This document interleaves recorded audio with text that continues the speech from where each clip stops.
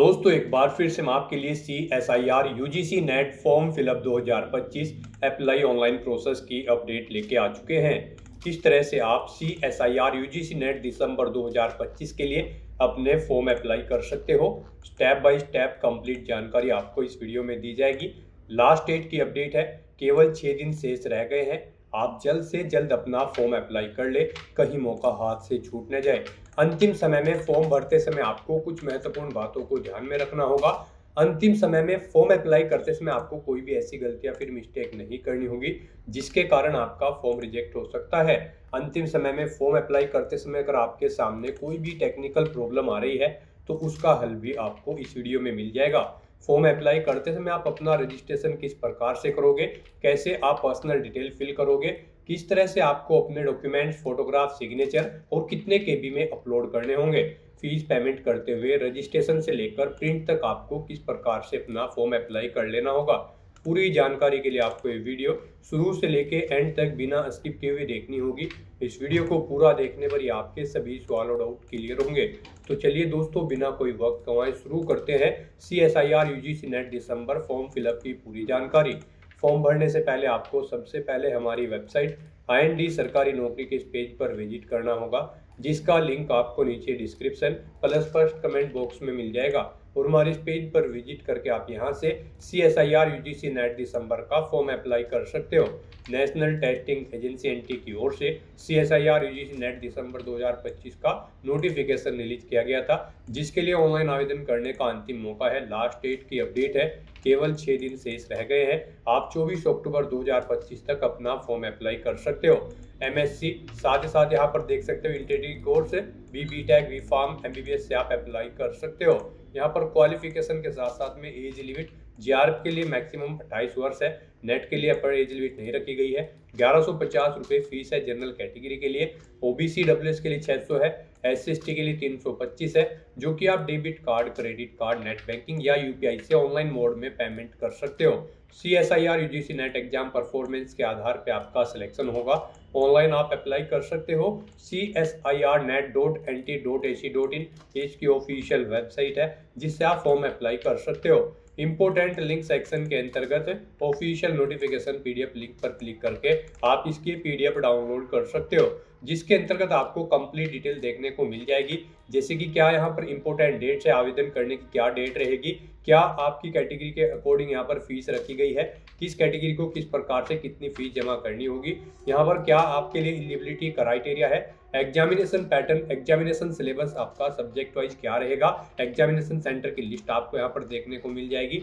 Form apply करते समय आपको किस प्रकार से अपने डॉक्यूमेंट, फोटोग्राफ, सिग्नेचर कितने केबी में अपलोड करने होंगे, फॉर्म फिलअप का पूरा प्रोसीजर आपको यहाँ पर स्टेप बाय स्टेप दिखाया गया है। साथ ही साथ यहाँ पर अप्लाई करते समय कोई भी प्रॉब्लम आ रही है तो उसका हल भी आपको यहाँ पर इस वीडियो में मिल जाएगा। तो फॉर्म अप्लाई करने से पहले आपको नोटिफिकेशन की PDF पूरा पढ़ना अनिवार्य है। इसको पूरा पढ़ने से ही आपके सभी सवाल और डाउट क्लियर होंगे। PDF रीड आउट करने के बाद में आपको अप्लाई ऑनलाइन के इस लिंक पर क्लिक करना होगा, तो आपके सामने ऑनलाइन आवेदन करने का ये ऑफिशियल पोर्टल ओपन हो जाएगा। गाइस, यहाँ पर अगर आपने पहले से रजिस्ट्रेशन कर रखा है तो आपको यहाँ पर ऑलरेडी रजिस्टर्ड कैंडिडेट के इस सेक्शन में आना है और यहाँ पर आने के बाद आपको लॉगिन की स्टेप पर क्लिक करना है और अपनी बेसिक इन्फॉर्मेशन प्रोवाइड करते हुए आपको लॉगिन करके अपना फॉर्म अप्लाई कर लेना है। यहाँ पर आपको अपना एप्लीकेशन नंबर एंटर करना है, अपना पासवर्ड आपको एंटर करना है, ये कैप्चा कोड यहाँ पर एंटर करना है और उसके बाद गाइस यहाँ पर आपको लॉगिन की स्टेप पर क्लिक करते हुए अपने डैशबोर्ड में लॉगिन करके अपना फॉर्म अप्लाई कर लेना है। और अगर आप यहाँ पर UGC नेट दिसंबर 2025 एग्जाम में पार्टिसिपेट करने के लिए फर्स्ट टाइम अप्लाई करने जा रहे हो तो सबसे पहले यहाँ पर आपको अपना रजिस्ट्रेशन करना होगा। उसके लिए आपको रजिस्टर के इस सेक्शन में आना है, फिर यहाँ पर आपको न्यू रजिस्ट्रेशन की स्टेप पर क्लिक करना है। उसके बाद आपके सामने यहाँ पर कुछ जनरल इंस्ट्रक्शंस आपको शो किए जाएंगे, आपको इन्हें केयरफुली रीड आउट कर लेना है, पेज को नीचे स्क्रॉल डाउन करना है, इस चेकबॉक्स को ओके करना है और उसके बाद आपको क्लिक हियर टू प्रोसीड के इस ऑप्शन पर क्लिक कर देना है। उसके बाद यहाँ पर आपके सामने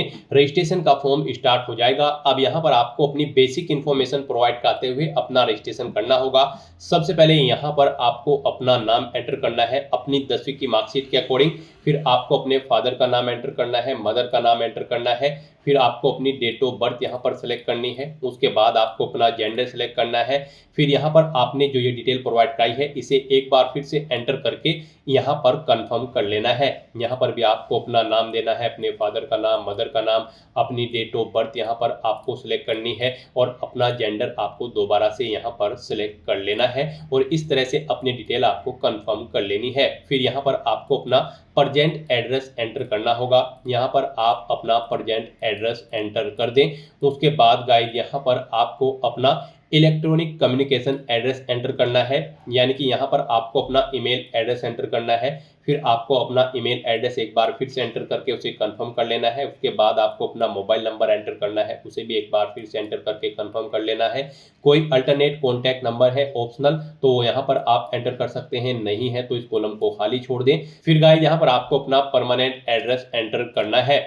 यहाँ पर आप अपना परमानेंट एड्रेस एंटर करें और अगर आपका परमानेंट एड्रेस यहाँ पर आपके प्रेजेंट एड्रेस के अकॉर्डिंग सेम है जो एड्रेस आप यहाँ पर प्रोवाइड कराएंगे तो फिर गाइस आपको इस चेकबॉक्स को ओके कर देना है। ऑटोमेटिकली आपका परमानेंट एड्रेस आपके प्रेजेंट एड्रेस के अकॉर्डिंग यहाँ पर फिल हो जाएगा। उसके बाद यहाँ पर आपको अपना पासवर्ड क्रिएट करना है। इसके लिए आपको गाइडलाइन दी गई है। पासवर्ड यहाँ पर आपका 8 से 13 कैरेक्टर के बीच में होना चाहिए और ये अल्फा न्यूमेरिक फॉर्मेट में होना चाहिए। मींस आपके पासवर्ड में कम से कम एक अपर केस कैरेक्टर, एक लोअर केस कैरेक्टर, एक इंटीजर नंबर और एक स्पेशल कैरेक्टर जैसे कि @ हैश या फिर डॉलर होना चाहिए। तो इस फॉर्मेट में यहाँ पर आपको अपना पासवर्ड एंटर करना है। वही पासवर्ड आपको कंफर्म पासवर्ड फील्ड में एंटर करना है।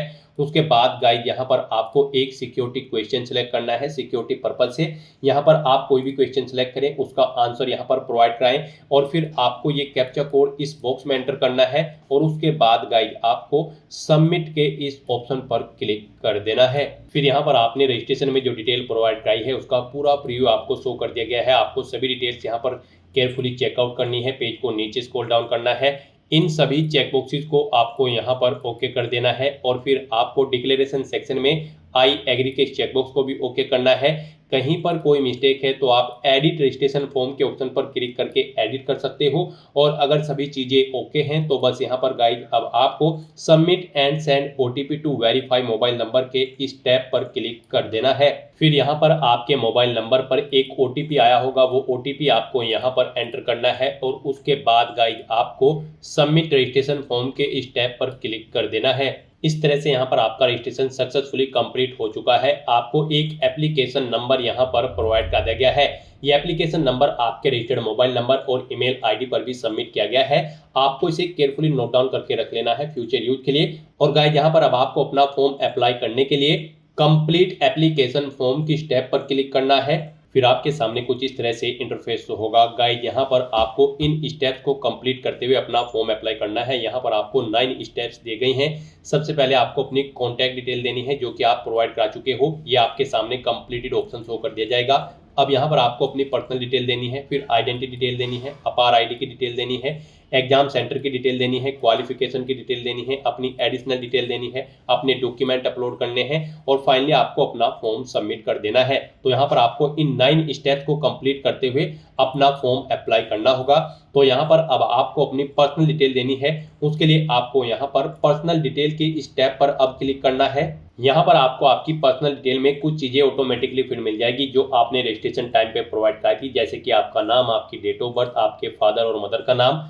और यहाँ पर बस अब आपको अपनी नेशनलिटी सिलेक्ट करनी है। उसके बाद आपको अपना स्टेट सिलेक्ट करना है जिस स्टेट का आपके पास डोमिसाइल है।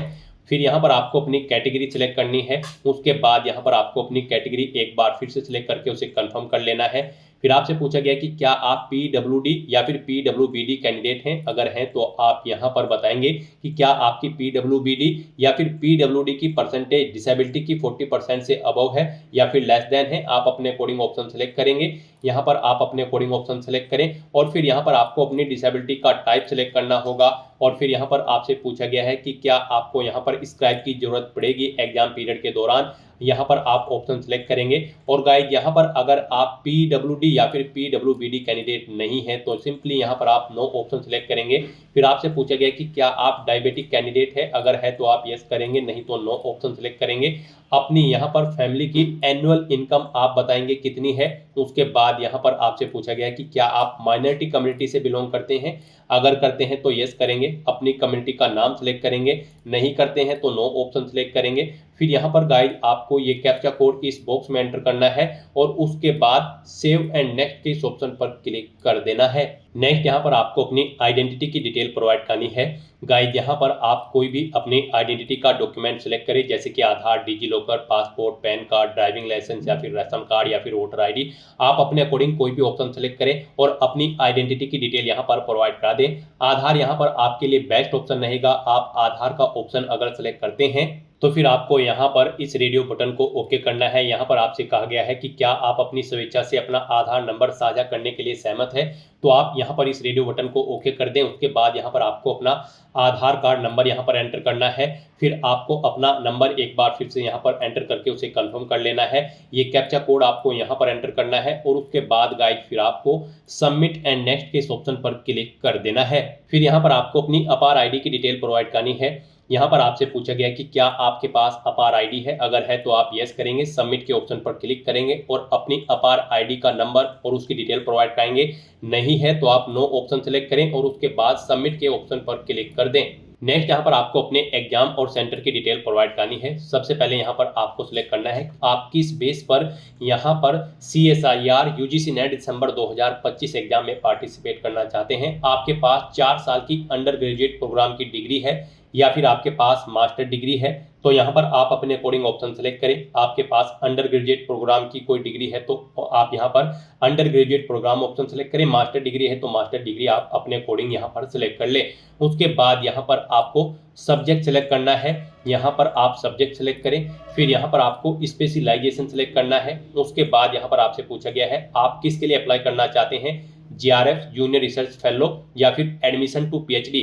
यहाँ पर PhD में एडमिशन लेने के लिए आप अप्लाई कर रहे हैं या फिर जूनियर रिसर्च फेलोशिप की पोस्ट पर अप्लाई करने के लिए आप इस फॉर्म को भर रहे हैं। आप अपने अकॉर्डिंग यहाँ पर ऑप्शन सेलेक्ट करें। दोनों के लिए कर रहे हैं तो दोनों आप सेलेक्ट कर लें। उसके बाद यहाँ पर आपसे पूछा गया है आपका जो यहाँ पर क्वेश्चन पेपर होगा UGC नेट दिसंबर 2025 का, वो आप इंग्लिश लैंग्वेज में चाहते हैं या फिर हिंदी में। आप अपने अकॉर्डिंग यहाँ पर क्वेश्चन का मीडियम सेलेक्ट करें पेपर का। उसके बाद यहाँ पर आपको अपनी एग्जाम सिटी सेलेक्ट करनी है। यहाँ पर आपको सबसे पहले स्टेट सेलेक्ट करना है। उसके बाद आपको एग्जाम सिटी सेलेक्ट करनी है। उस स्टेट के अकॉर्डिंग यहाँ पर जो भी एग्जाम सिटी होगी वो आपको शो कर दी जाएगी। इनमें से आप अपनी एग्जाम सिटी सेलेक्ट करें। तो इस तरह से यहाँ पर आपको 4 एग्जाम सिटी सेलेक्ट कर लेनी है।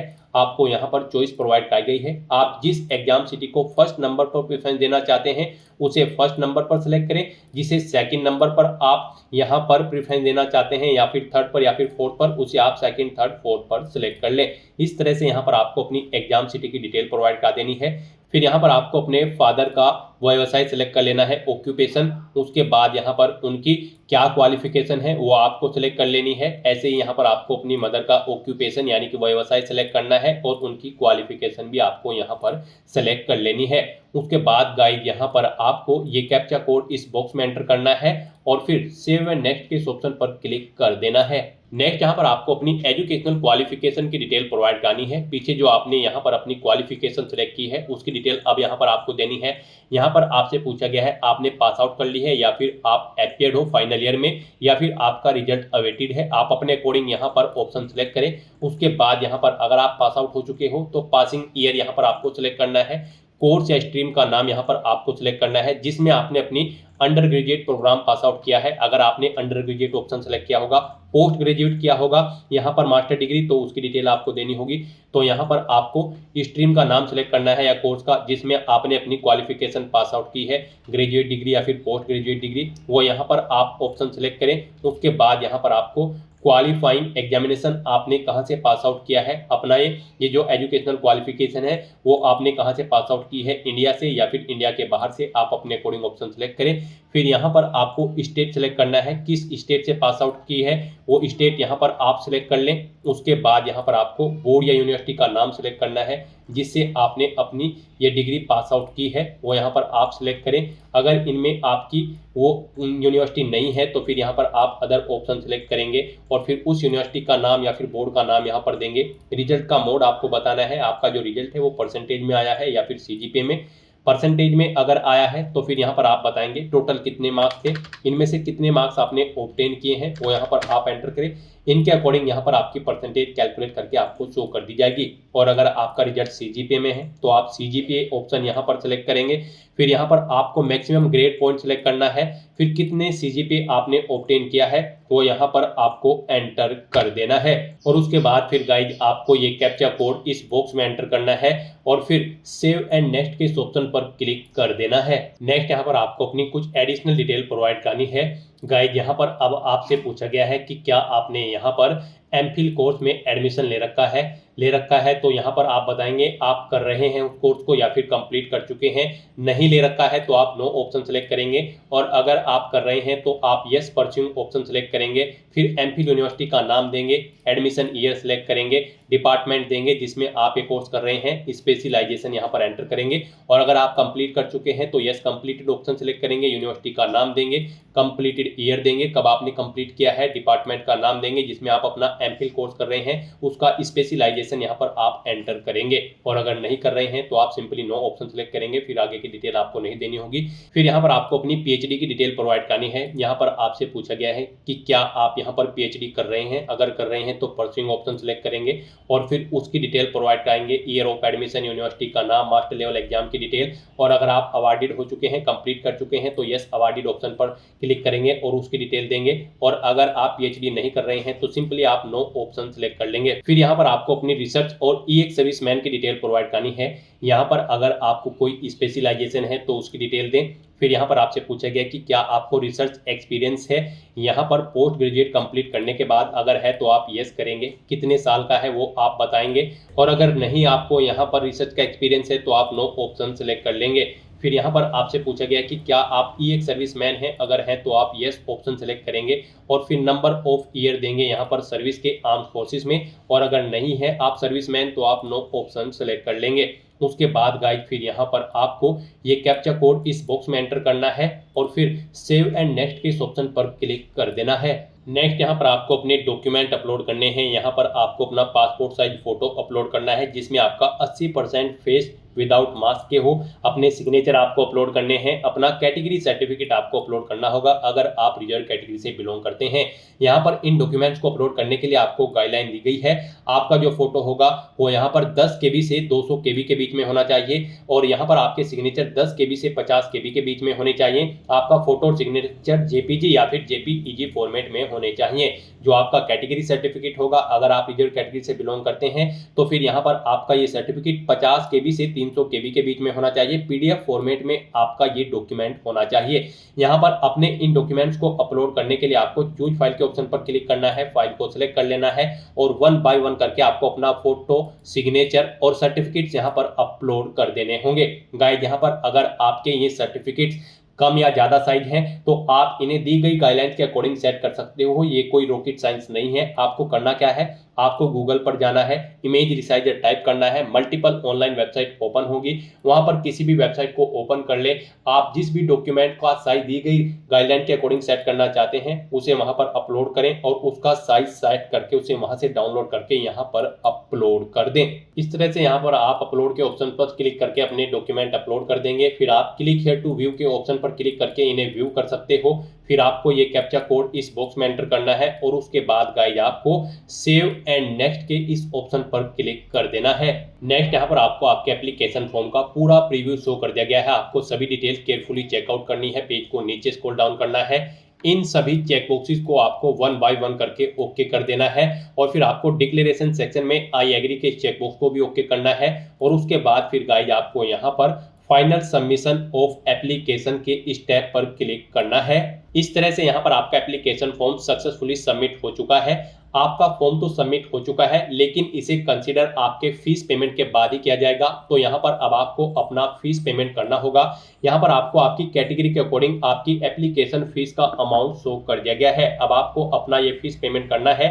आपके फॉर्म में कहीं कोई मिस्टेक है तो आप यहाँ पर एडिट एप्लीकेशन फॉर्म की स्टेप पर क्लिक करके अपने एप्लीकेशन फॉर्म में एडिट कर सकते हो। और गाइड, यहाँ पर फीस पेमेंट करने से पहले आपको अपनी ईमेल आईडी वेरीफाई करनी है। उसके लिए आपको यहाँ per your email ID yet to be verified, click here to verify your email ID first के इस टैब पर क्लिक करना है। फिर आपके सामने कुछ इस तरह से इंटरफेस शो होगा। अब आपको ये कैप्चा कोड यहाँ पर एंटर करना है और उसके बाद सबमिट एंड गेट ओटीपी के ऑप्शन पर क्लिक करते हुए आपको अपनी ईमेल आईडी को वेरीफाई करना होगा। और अगर आप अपनी ईमेल आईडी यहाँ पर चेंज करना चाहते हैं तो आप चेंज ईमेल आईडी के ऑप्शन पर क्लिक करके अपनी ईमेल आईडी चेंज भी कर सकते हैं। तो यहाँ पर अपनी ईमेल को वेरीफाई करने के लिए अब आपको सबमिट एंड गेट ओटीपी के स्टेप पर क्लिक करना है। आपकी ईमेल आईडी पर एक ओटीपी गया होगा, वो ओटीपी आपको यहाँ पर एंटर करना है और वेरीफाई की स्टेप पर क्लिक करते हुए आपको अपनी ईमेल आईडी को वेरीफाई कर लेना है। किसी कारण से अगर ओटीपी नहीं गया होगा तो आप रिसेंड कोड के ऑप्शन पर क्लिक करके ओटीपी को यहाँ पर रिसेंड कर सकते हैं। तो यहाँ पर अब आपको अपना ओटीपी एंटर करते हुए अपनी ईमेल आईडी वेरीफाई कर लेनी है। इस तरह से यहाँ पर आपकी ईमेल आईडी भी वेरीफाई हो जाएगी। फिर आपको आपके डैशबोर्ड में रैक कर दिया जाएगा। यहाँ पर अब आपको अपना फीस पेमेंट करना है। आपको आपकी कैटेगरी के अकॉर्डिंग यहाँ पर एप्लीकेशन फीस का अमाउंट शो कर दिया गया होगा। अब गाइड, यहाँ पर आप पे एग्जामिनेशन फीस की स्टेप पर क्लिक करें और अपना फीस पेमेंट कर दें। पे एग्जामिनेशन फी ऑप्शन पर क्लिक करने के बाद यहाँ पर आपको अपना पेमेंट का मोड सेलेक्ट करना है, ऑनलाइन पेमेंट। आप इस पर क्लिक करें और उसके बाद फिर प्रोसीड फॉर पेमेंट की स्टेप पर क्लिक करें। नेक्स्ट आपके सामने कुछ इस तरह से इंटरफेस होगा। अब गाइड, यहाँ पर आप किस तरह अपना फीस पेमेंट करना चाहते हैं, एसबीआई मोब्स या फिर आईसीआई बैंक के थ्रू, आप यहाँ पर कोई भी ऑप्शन सेलेक्ट करें और उसके बाद यहाँ पर प्रोसीड फॉर पेमेंट की स्टेप पर क्लिक कर दें। फिर आपके सामने फीस पेमेंट के ये ऑप्शन शो हो जाएंगे। यहाँ पर आप नेट बैंकिंग के थ्रू अपना फीस पेमेंट कर सकते हो, डेबिट कार्ड, क्रेडिट कार्ड के थ्रू या फिर यूपीआई के थ्रू।